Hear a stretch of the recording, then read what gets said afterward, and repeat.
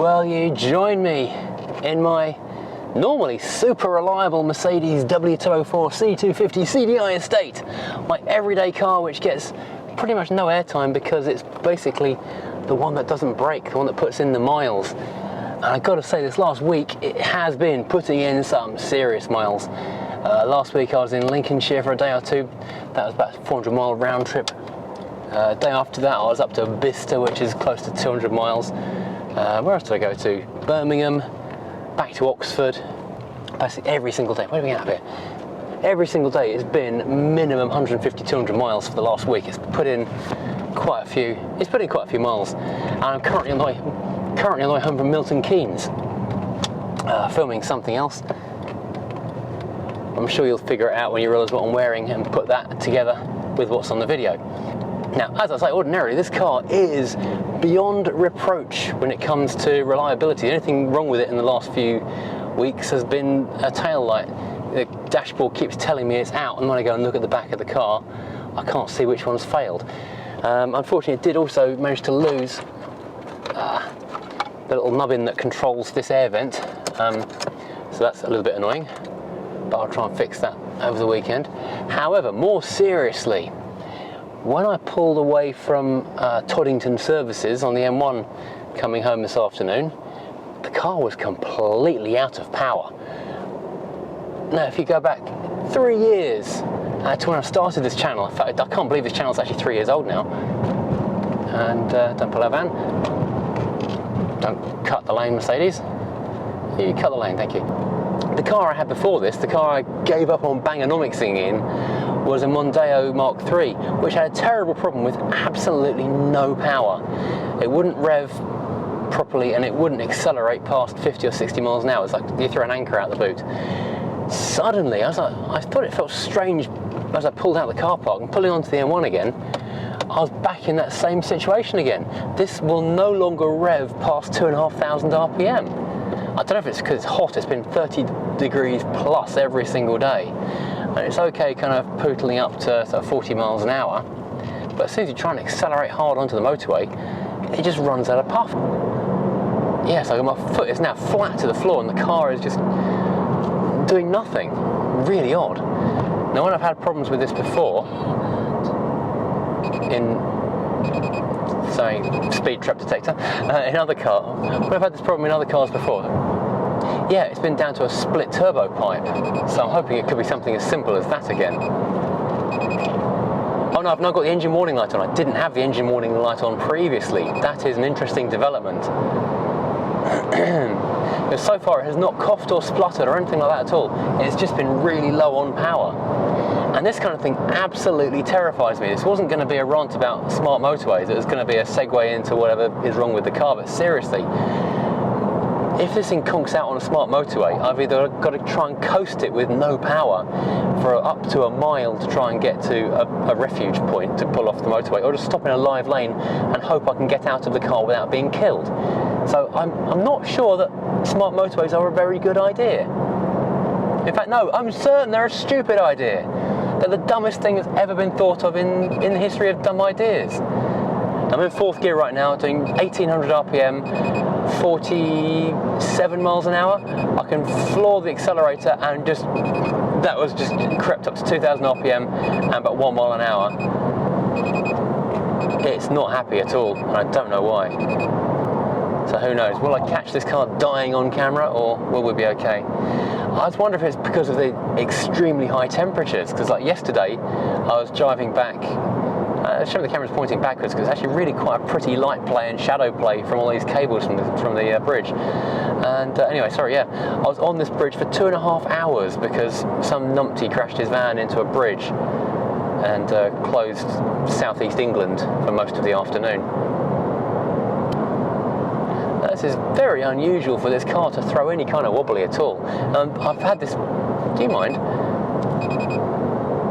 I've owned this car now for more or less exactly 3 years, and it's now got 125,000 miles on it. I bought it with 70,000 on it 3 years ago.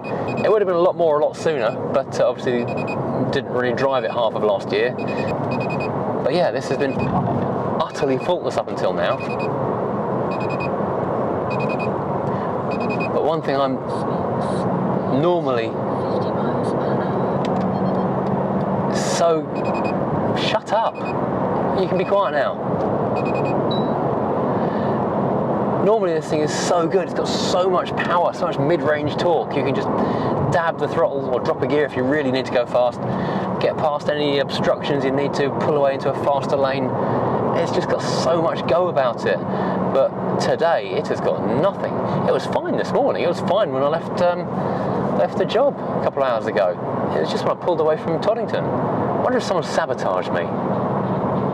Oh man, like more traffic. I don't think I've done a single day's drive this week that hasn't wound up with an extra hour or so on the motorway. Thank goodness for Audible, that's all I can say. I would have gone mad otherwise. Ask me for my book recommendations, I've got some good ones. If you like detectives and dragon stuff. If not, you probably hate it. Oh man, you might be able to see this through my driver's window. There's a really nice silver E36 station wagon in the outside lane. Looks really, really nice.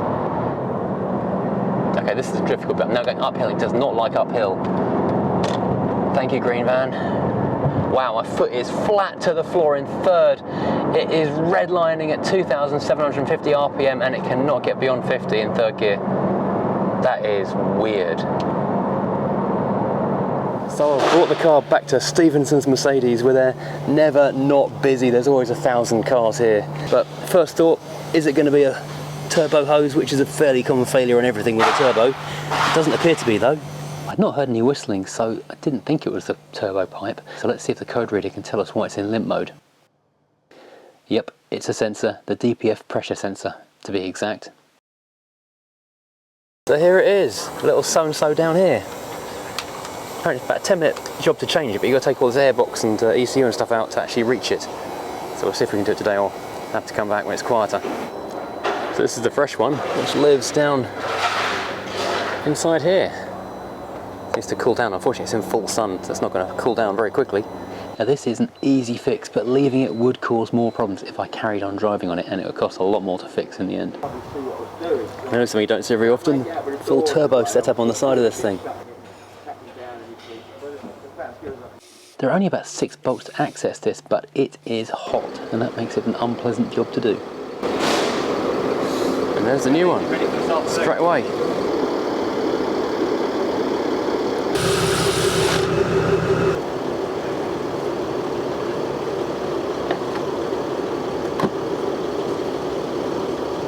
Now the car needs to be told it's got a new sensor and it's all good to go. This is where I would fall over if I was doing this at home, because I have not got a code reader that could tell the car that there were new parts in it. And I said, while we're here, let's have a quick look at the bulb out warning, and it turns out that actually 2 of them had failed, both side lights. So there we have a dashboard that is free of lights, a tail end of the car which is flush with lights, and a revving meter that will go beyond 2,500 RPM because it was unwilling to do that before being in limp mode. So this is good. The car is now fixed. The unbreakable, the unburstable, the impossible to fail, never-endingly reliable but previously broken W204 is now, oh, I'm going to move this camera, it's really heavy, is now functioning and as it should be once more. So that's good. We can plug back on with jobs and back on the road again. But this does open up the question, the dilemma of the DIY or the take it to a garage to a specialist question.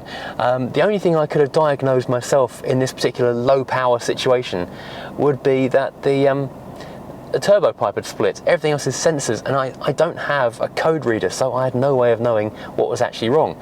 I took it around there this morning with the intention of just sort of finding out what was actually broken so we can then book it in for the future. But it turns out these particular DPF sensors fail so frequently on such a wide range of cars that you should keep them in stock, and they change maybe 1-2 a week, every week. So if I'd done this myself, if I'd had a code reader, it would have been an easy thing to do. I think it was 6 bolts and a couple of cable clamps, or hose clamps I should say. They just held things in the way. Most of the time was just moving stuff aside to get to it, so it's not a difficult thing to do. However, I would have had literally no clue what was broken, simply because there's no clue beyond a little yellow light on the dashboard. So yeah, in that case you are kind of stuck, unless you do have a code reader that will diagnose precisely which sensor is gone. Then yeah, you're on your own. So, right, well that kind of wraps this one up. The W204 is back on the road again. So now, return to normal duty. I can go back to driving this car, doing more videos. I haven't done any tinkering videos the last week. This car has just been doing the miles for a solid week. So now it's not doing the miles. I can get on with getting into the garage, though it is 28.5 degrees and getting hotter right now. So I might just go and sit under some ice cubes for a bit. So don't expect any welding for a day or two. But yeah, this is all good. Everything's now fixed. If you want to help support the channel, then please do consider looking at the Redbubble store with many interesting and fun t-shirts, mugs, stickers. I'm not wearing one right now. And yes, so join me again next time when we're doing something probably more tinkering, maybe a bit of welding or Single SC5 perhaps. Anyway, thanks for watching and see you again soon.